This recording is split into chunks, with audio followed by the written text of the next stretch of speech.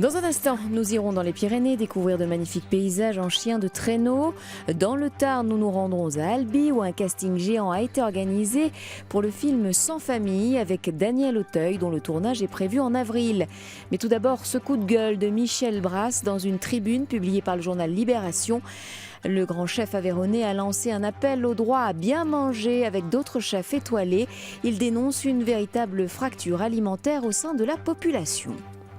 70 personnalités françaises viennent de lancer un appel au droit à bien manger. Leur cible, les candidats à l'élection présidentielle.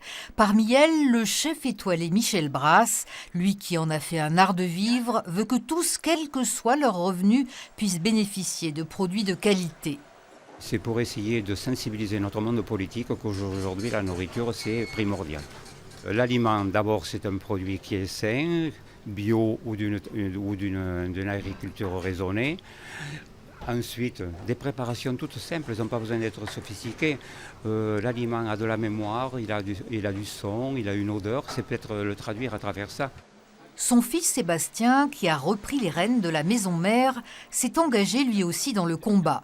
Stopper la course à la productivité, aux tarifs les plus bas, freiner l'industrialisation massive de l'agriculture française, oui, mais comment ? Faire ses courses par exemple sur des marchés locaux, aller à la rencontre des producteurs, des gens qui cultivent avec amour leur terre tout simplement, des choses de cet acabit-là, pour moi, peuvent changer les choses.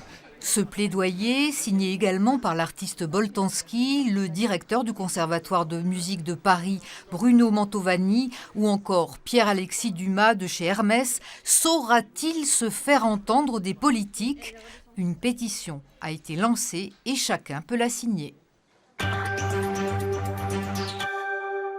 La colère des viticulteurs de Loire-Atlantique. Dans leur collimateur, les pratiques de certains producteurs de cognac charentais. Ces viticulteurs profitent d'une faille dans la nouvelle réglementation européenne pour acheter des vignes à bas prix dans des vignobles en crise. Ils les exploitent quelques mois, les arrachent, puis replantent des surfaces équivalentes dans l'aire de production du cognac. Ces vignes, proches de Monnières en Loire-Atlantique, ont été saccagées en décembre dernier, arrachées puis brûlées par des vignerons charentais peu scrupuleux. Objectif, se débarrasser des vignes, mais conserver le plus important, les droits de plantation. Concrètement, ces gens vont chercher à acheter des vignes dans notre région pour les exploiter le temps d'une récolte, afin, après arrachage de ces vignes, pouvoir rapatrier dans leur région les droits de plantation et planter ainsi chez eux leurs cépages qui interviendront et qui rentreront dans la composition du cognac. Un acte légal très lucratif pour quelques producteurs de cognac, mais un manque à gagner pour toute la filière nantaise. 150 hectares de vignes ont été rayés de la carte en 2016, un problème pris au sérieux par la Fédération des viticulteurs de Loire-Atlantique. Nous avons eu au niveau européen une modification réglementaire en 2016 qui a changé la définition de l'exploitation viticole. Face à la progression du phénomène et aux inquiétudes des viticulteurs français, y compris ceux de l'AOC Cognac, le ministre de l'Agriculture est intervenu par un arrêté publié au journal officiel en limitant les transactions entre régions. Maintenant, on va travailler avec les services de l'administration pour mettre en place ces contrôles, voir de quelle nature ils vont être et comment ils vont se mettre en place très rapidement, de façon à ce que d'ici, on va dire la fin du mois, on puisse commencer à refuser des autorisations de replantation aux viticulteurs charentais qui sont allés acheter des hectares ailleurs. C'est France Agrimaire, l'organisme qui gère toutes les AOC, qui devrait avoir la charge de ces contrôles. Un enjeu majeur pour mieux réguler la filière viticole en France. La célèbre histoire Sans famille va être adaptée au cinéma. Le réalisateur a choisi le Tarn pour mettre en scène le roman d'Hector Malot. 800 figurants sont recherchés pour ce long métrage en costume d'époque. Un casting géant a été organisé à Albi. C'est pour toi. Donc comme photo d'identité, tu peux coller l'ardoise contre toi, parfait. Les candidats à la figuration se suivent les uns après les autres.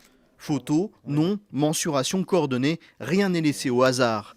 Car en tout, ce sont 800 figurants entre 18 et 80 ans qui sont recherchés par la production du film. Le réalisateur est très exigeant sur les profils, donc on veut des gueules. Voilà, ça dépend des décors en fait. C'est un peu comme un tableau qu'on est en train de constituer. Et dans la longue file d'attente, il y en a des gueules, des cassés, des barbus, des fatigués, voire des jolis minois. Arrivés très tôt, la majorité vient de tout le département. Certains pour toucher le cachet de 86 € pour 8 heures de figuration, d'autres simplement par curiosité. Je me suis considéré toujours comme un jeune premier, alors je viens voir si vraiment j'ai du talent. On verra, ils veulent des barbus, donc on se présente. Là, vous avez quand même pas mal de longueur, j'imagine que vous y tenez. Pour 86 € brut, vous êtes prêt à couper vos cheveux? Les cheveux, un détail essentiel de ce casting. Je ne peux pas vous garantir que ça sera 2 jours. C'est vraiment le réalisateur qui se positionne. Bien sûr. Donc, moi, personnellement, je serais dans votre cas. Je crois que je ne les couperai pas. Car Sans famille est un film d'époque à la fin du 19e siècle. Difficile dans ce cas de filmer notamment les femmes avec des cheveux colorés. Je vous prends en photo parce que la longueur est relativement bonne, mais il va falloir refaire une petite couleur plus naturelle. Parce que là, il y a trop de reflets acajou un petit peu. Oui, je le vois. C'est parti. Retenus ou pas, les candidats ont tous joué le jeu. D'autres castings sont organisés dans les prochains jours à Cordes, Gaillac, Laguiole et Carcassonne. Pas besoin obligatoirement de se déplacer. Les personnes intéressées peuvent aussi postuler en envoyant une photo par Internet. Ok, c'est parfait tout ça. Partons à présent pour une belle balade en chien de traîneau à la Pierre-Saint-Martin dans les Pyrénées. Jean-Michel Muscher vous emmène avec son attelage au plus près de la nature.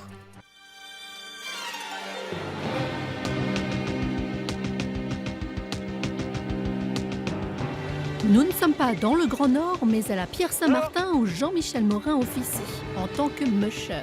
Les balades en chien de traîneau ont de plus en plus le vent en poupe.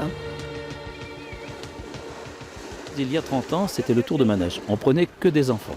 Et puis on arrive à un stade maintenant où les parents laisseraient presque les enfants à la maison pour venir faire du traîneau pour eux-mêmes.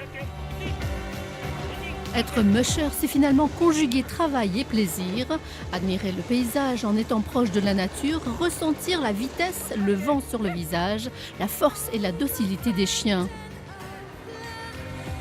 On forme une chienne de tête, une chienne parce qu'une chienne est souvent de fois plus docile à l'obéissance et au commandement et on garde les mâles pour décoller la charge du traîneau.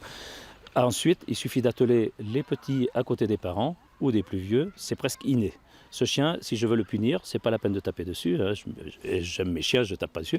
Je le laisse, je pars avec les autres, là il est puni. C'est un chien, c'est un besoin. Côté public, les enfants sont inexorablement attirés par ces peluches vivantes et ceux qui reviennent de balade sont eux ravis. Franchement, ça tue, hein. C'est ouf. C'est ouf. Bah, vous avez demandé à votre collègue et caméraman qui était dedans. Hein. Il a dû aussi kiffer. Hein. Seul petit hic, le prix, car cette belle sensation d'une aventure hors du temps n'est pas à la portée de toutes les bourses.